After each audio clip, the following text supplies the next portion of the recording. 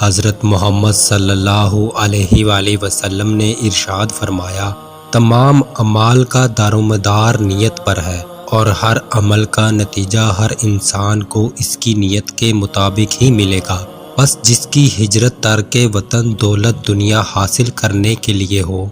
یا کسی عورت سے شادی کی غرض سے ہو، بس اس کی ہجرت انہی چیزوں کے لیے ہوگی جن کے حاصل کرنے کی نیت سے اس نے ہجرت کی۔ حضرت محمد صلی اللہ علیہ وآلہ وسلم نے فرمایا کہ حسد صرف دو باتوں میں جائز ہے، ایک تو اس شخص کے بارے میں جسے اللہ نے دولت دی ہو اور وہ اس دولت کو راہ حق میں خرچ کرنے پر بھی قدرت رکھتا ہو، اور ایک اس شخص کے بارے میں جسے اللہ نے حکمت کی دولت سے نوازا ہو اور وہ اس کے ذریعے سے فیصلہ کرتا ہو اور لوگوں کو اس کی حکمت کی تعلیم دیتا ہو۔